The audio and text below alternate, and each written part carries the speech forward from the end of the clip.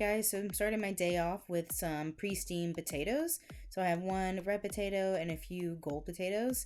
My favorite are the gold potatoes. They're just so much more decadent and just amazing. But any potatoes honestly work really well. So I'm just chopping them into fry-like shapes, and then I'm going to be seasoning them and putting them in the air fryer. So taking a few tablespoons of nutritional yeast and just kind of sprinkling them on top of my potato fries, and adding in my everything bagel seasoning I'm obsessed with, especially using that for breakfast.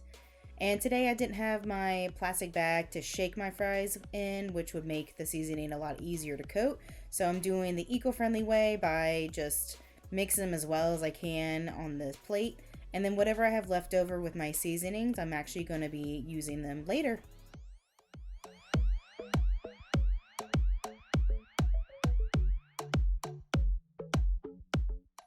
And I cook my potatoes in my air fryer at 400 degrees for about 20 minutes.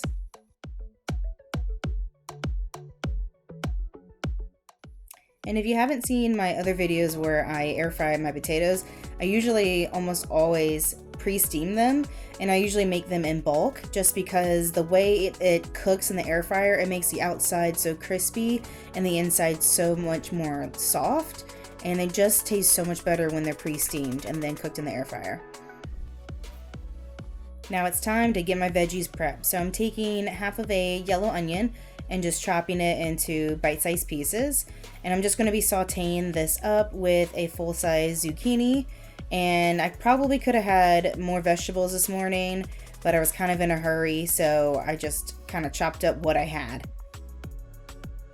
And while my potatoes are cooking in my air fryer, I just saute up my vegetables in a stainless steel pan. I don't use oil to cook with, so sometimes I'll add a little bit of water, but there's so much water content in zucchini and onions that as long as I'm moving the vegetables around, nothing really sticks.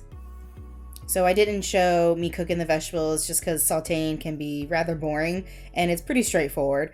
So just make sure you don't leave the burner on too high and you should be perfectly fine. And then I'm using the last of the seasoning from coating my potatoes on top of my vegetables. And then I have my seasoned breakfast for the day. And it's so filling and so calorically dilute. It's awesome.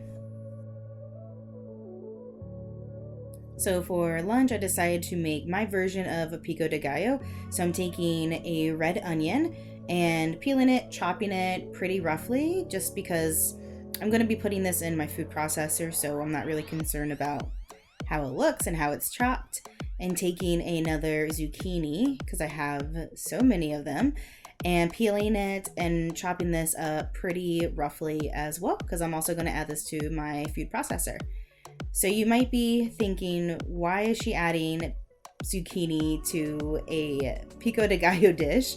And reason being is it's kind of acting like a filler ingredient. So zucchini basically can take on almost any flavor that you put on it. So it's really versatile and it's so calorically dilute. I like to add it to certain foods to kind of reduce the calories and add the bulk to it so that I get fuller faster on the vegetables without increasing my calories.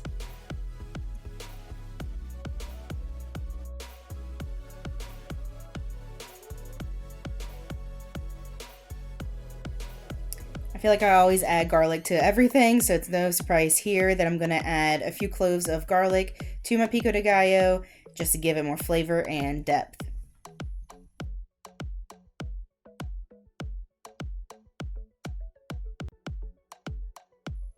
And what would pico de gallo be without a ton of cilantro? So I'm just going to roughly chop up some cilantro and add it into my food processor. I'm using organic grape tomatoes instead of whole bigger tomatoes. Just makes it a little easier for me. So adding those in with the rest of my ingredients. And then I'm going to be actually adding in some lime juice with some lime zest. And if you're eating this way or you're curious about eating this way, I try to flavor my meals as much as I can, but if you're ever using citrus fruits, that's a really good way to season your food. And then also using the zest of those while you have them is going to add just another level of flavor to it. I try to use little to no salt in my foods just so that I don't get the sensation and the trigger to eat more of the food. So I like to use lime juice and the zest of the citrus fruits to kind of supplement that. And because I'm a firm believer that there's just never enough vegetables in anyone's diet, I'm adding in a can of corn to my pico de gallo. And this just adds a lot of color, but also texture and more substance to the pico de gallo. So I fill up on the vegetables first and then my starches second.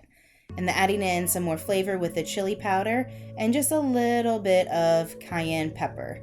This is totally not necessary, but I like a little bit of a kick to my dishes, so I'm just adding a sprinkle or two right in my pico de gallo.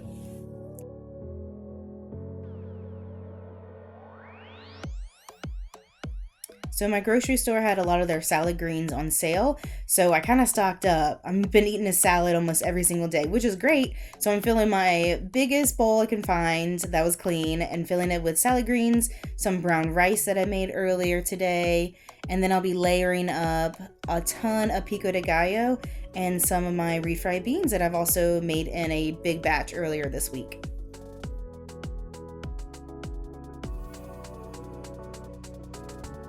I'm not even using any salad dressing on my salads because the flavor from the pico de gallo and then even the seasonings I've had in the beans were enough flavor and gave like the lettuce a little bit of a wet texture that I didn't need really any dressing.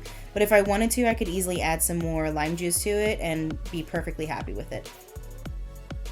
So I was pretty full from lunch, to be honest. So for dinner, I'm just gonna use an entire eggplant and just chop it into slices, and I'm going to end up baking this in the oven. So I preheat my oven to about 350, and I'm going to be cooking them on a silpat in the oven for probably 30 minutes.